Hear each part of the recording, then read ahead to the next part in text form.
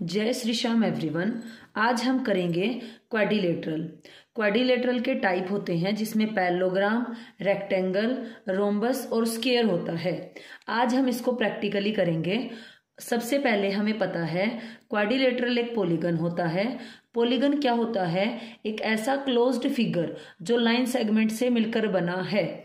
इसका नाम क्वाड्रिलेटरल क्यों पड़ा? क्वार्टर मीन्स होता है 4 और उसी वर्ड से बना है क्वाड्रिलेटरल, और जिसकी 4 साइड्स होंगी, 4 साइड्स होंगी, उसे क्वाड्रिलेटरल बोलेंगे। अब हमारे पास में है टाइप्स ऑफ क्वाड्रिलेटरल्स। सबसे पहले हमारे पास में है पैरेललोग्राम। इसको एक बार साइड कर देती हूँ। पैरेललोग्राम, उसके बाद में है हमारे पास में रेक्टेंगल। ये एक दूसरे से इंटरलिंक्ड है। देखो, ये पैरेललोग्राम है, इसमें क्या लिखा है? Opposite sides equal and parallel. Rectangle में भी यही लिखा है, opposite sides equal and parallel. In figure को समझने के लिए हम इनकी साइड्स के बारे में बात करेंगे, इनके एंगल के बारे में बात करेंगे और इनके डायगोनल्स के बारे में बात करेंगे। सबसे पहले हम देख रहे हैं साइड्स। तो opposite sides equal and parallel, इसकी भी opposite sides equal and parallel. तो हमें कैसे पता चलेगा? ये रेक्टेंगल और ये पैरेललोग्राम। अब हम देखेंगे इनके angle. Opposite angles are equal.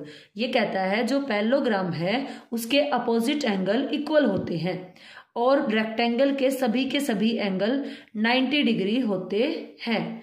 इसके जो डायगोनल होते हैं, अब बात करेंगे डायगोनल की। डायगोनल क्या होते हैं? नॉन कंसेक्यूटिव, या हम कह सकते हैं नॉन एडजेसेंट। यानी कि इस वर्टेक्स से अगर हम डायगोनल बनाना चाहें तो इसके साथ का ये वाला वर्टेक्स और ये वाला वर्टेक्स, यानी कि इसके इस साइड जाएंगे, ये वर्टेक्स छोड़ना है, ये छोड़ना है, इसको किसी थर्ड वर्टेक्स से मिलाना है। और ऐसे ही अगर यहां से बनाना शुरू करें तो इसके साथ लगते ये वाला और ये दोनों छूटेंगे, इससे मिलेगा। यहां से शुरू करेंगे तो इसके साथ लगता ये है और ये है, ये दोनों छूटेंगे और इसको वापिस इसी के ऊपर आ जाएगा। ये यहां से शुरू करें तो इधर वाला कटेगा, इधर वाला, और इस पे वापिस आ रहा है। इसीलिए क्वाड्रिलेटरल में 2 ही डायगोनल होते हैं और एक ट्रायंगल में कोई भी डायगोनल नहीं होता है। क्यों? अगर हम इस वर्टेक्स से शुरू करेंगे तो डायगोनल बनने के लिए उसके साथ लगते एडजेसेंट जो वर्टेक्स हैं वो छोड़ने होंगे। इसके नियर अबाउट इधर ये वाला वर्टेक्स है और यहाँ पर ये है, तो कोई तीसरा वर्टेक्स बचा ही नहीं हम जिससे इसको मिला सके। इसीलिए ट्रायंगल में कोई डायगोनल नहीं होते। ये तो बात रही ट्रायंगल की। अब बात करते हैं हम क्वाड्रिलेटरल की। तो ये कहता है जो पैरेललोग्राम है ना, उसके डायगोनल बाइसेक्ट करते हैं वन अनदर को, एक दूसरे को काटते हैं। जैसे कि ये जो है, बाय का मतलब होता है 2, सेक्ट का मतलब काटना। यानी कि ये जो डायगोनल है, जैसे मान लो ये 12 सेंटीमीटर लंबा है और ये 10, तो ये जो एक दूसरे को ये काट रहे हैं ना, तो 6 इधर हो जाएगा, 6 सेंटीमीटर इधर हो जाएगा, 5 सेंटीमीटर उधर इधर हो जाएगा और 5 सेंटीमीटर इधर हो जाएगा। ऐसा इसका कहना है। रेक्टेंगल के अंदर, रेक्टेंगल में भी बाइसेक्ट ही होते हैं, बाइसेक्ट भी होते हैं, लेकिन इसमें एक अलग चीज क्या होती है? ये जो होंगे इक्वल होंगे, जो डायगोनल होंगे इसके क्या होंगे? इक्वल। और इसके डायगोनल इक्वल नहीं होंगे।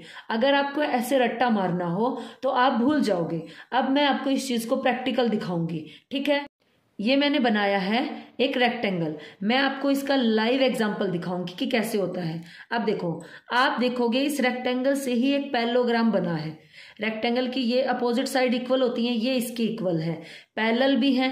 पैरेलल साइड्स क्या होती हैं? इनके बीच का गैप हमेशा इक्वल रहेगा। अगर मैं इस लाइन को आगे यहाँ पर एक्सटेंड कर दूं और इसको भी आगे एक्सटेंड करूं तो ये कभी भी नहीं मिलेंगी ना, क्योंकि सीधी सीधी चल रही हैं।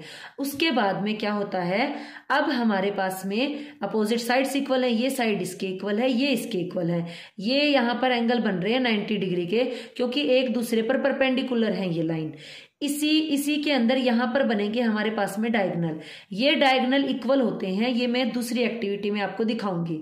अब मैं इसको थोड़ा सा ऐसे रोटेट कर देती हूं, देखो ऐसे। तो ये टेढ़ा होने से मेरे पास में बन जाएगा बेटा पैरेललोग्राम। तो रेक्टेंगल से क्या बन गया? पैरेललोग्राम। और जब मैं इसको ऐसे मूव कर रही हूं ना, अब देखो ये इसके साथ जितना कम आ रहा है, पहले ज्यादा स्पेस था, कम हो गया, उतना ही ये इसकी तरफ झुक रहा है। तो ये एंगल और ये एंगल, ये है अपोजिट एंगल। ये गैप को ही एंगल बोलते हैं, इस और इस आर्म के बीच के गैप को। ये दोनों इक्वल रहेंगे, इस साइड के भी और इस साइड के भी। ठीक है, तो क्लियर हुआ कि पैरेललोग्राम के अपोजिट एंगल क्यों इक्वल होते हैं और रेक्टेंगल के क्यों 90 डिग्री होते हैं।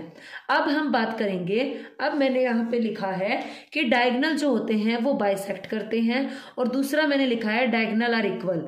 अभी मैं आपको बाइसेक्ट तो नहीं दिखाऊंगी, लेकिन ये दिखाऊंगी कि जो रेक्टेंगल होता है उसके डायगोनल इक्वल होते हैं, और जो हमारे पास में पैरेललोग्राम होता है उसके डायगोनल इक्वल नहीं होते, बाइसेक्ट करते हैं। देखो अगर ये ऐसे टेढ़ा हो जाएगा तो इसकी लेंथ बढ़ रही है, देखो ये बढ़ रही है कि नहीं है, ये यहां से लेके इसको डायगोनल बनाएंगे तो, और ये जो है ये कम हो रही है ये वाली।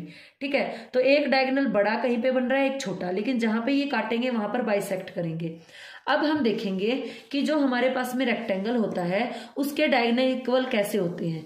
मैंने ये दो रेक्टेंगल कट किए हैं सेम लेंथ ब्रेड्थ के, एक ये है और एक ये है। इसके ऊपर मैंने ये वाला डायगोनल ड्रॉ किया है और इस पर मैंने इस साइड वाला डायगोनल ड्रॉ किया है, क्योंकि अगर मैं इसी पे ड्रॉ करती तो देखो 2 डायगोनल बनते, एक तो ऐसे इस वर्टेक्स से इस वर्टेक्स को मिलाएंगे, दूसरा इस वर्टेक्स से इस वर्टेक्स को मिलाएंगे। ठीक है, लेकिन मैंने उस पर क्यों ड्रॉ किया है, क्योंकि बेटा मैं इसको कट करूंगी और आपको मिलाकर दिखाऊंगी। तुम ये सोचो कि मैंने है ना ये डायगोनल एक ही पेपर पे कट किए हैं सेम लेंथ ब्रेड्थ के। अगर मैं इस डायगोनल को कट करूं, यहां से मैं इसको कट कर रही हूं,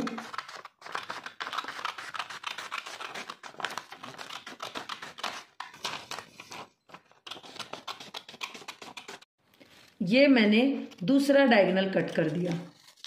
ठीक है, देखो ये मैंने इसका डायगोनल कट किया और ये मैंने पहले वाला ये डायगोनल कट किया, और जब मैं क्या करूंगी इस डायगोनल को इस डायगोनल से मिलाऊंगी।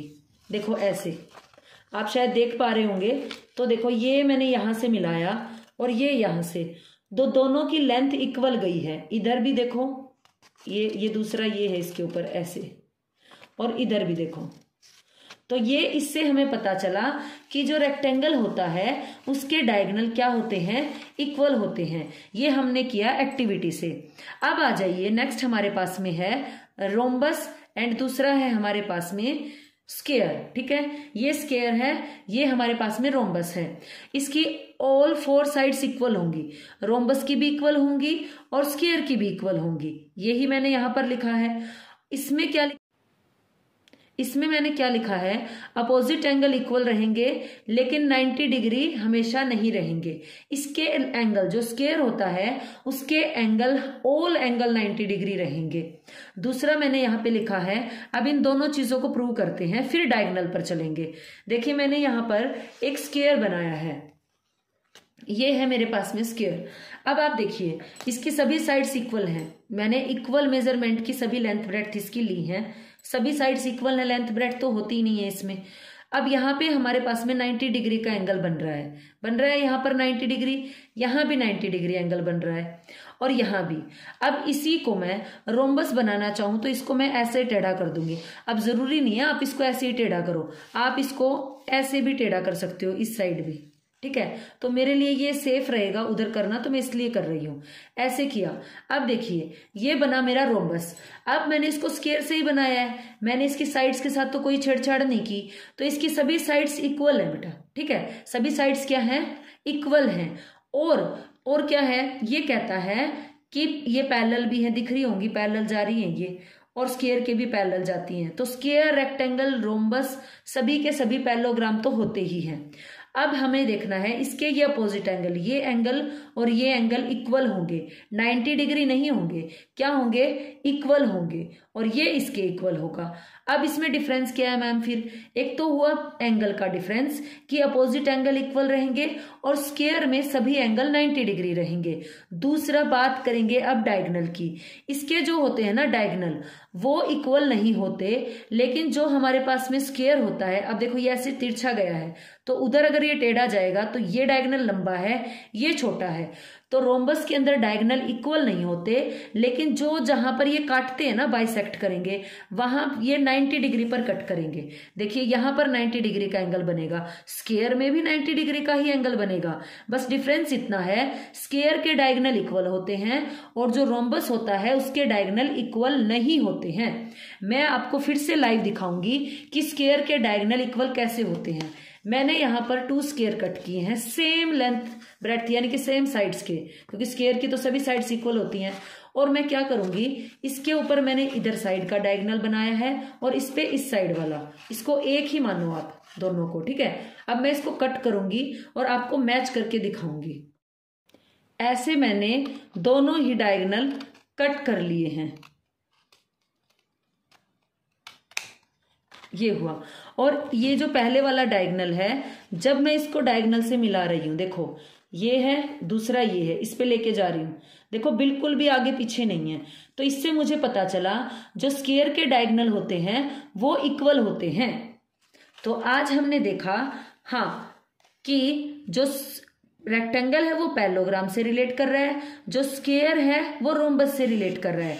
क्यों इसकी साइड्स दोनों की ही इक्वल होती हैं और क्यों इसके एंगल 90 डिग्री होते हैं और क्यों इसके अपोजिट एंगल इक्वल होते हैं। नोट मैंने यहां पर लिखा, जो रोम्बस होता है उसके डायगोनल इक्वल नहीं होते, स्क्वायर के डायगोनल इक्वल होते हैं, दोनों ही 90 डिग्री पर बाइसेक्ट करते हैं। डिफरेंस इतना है, इसके डायगोनल इक्वल नहीं है और इसके डायगोनल इक्वल हैं। दूसरा डिफरेंस है, इसके एंगल यहाँ पर 90 डिग्री बनेंगे, इसके अपोजिट इक्वल बनेंगे। अब हमारे पास में नोट डाला है मैंने, every square is a rhombus. जो स्क्वायर है वो रोम्बस हो सकता है। क्यों भाई, देखो हमने देखा साइड्स इक्वल थी, बिल्कुल इक्वल थी, डायगोनल 90 डिग्री पे कट कर रहे हैं, बिल्कुल कर रहे थे। अब इसके अपोजिट एंगल जो होते हैं इक्वल होते हैं। अब देखो अगर ये भी 90 है, ये भी 90 है, तो इसके तो सारे इक्वल हैं, तो अपोजिट भी इक्वल होंगे कि नहीं होंगे, होंगे। इसीलिए इसकी प्रॉपर्टीज जो हैं इसको सेटिस्फाई करती हैं। तो एवरी स्क्वायर इज अ क्या होगा, रोम्बस होगा। आज के लिए इतना ही। So please like, share and subscribe. Thank you.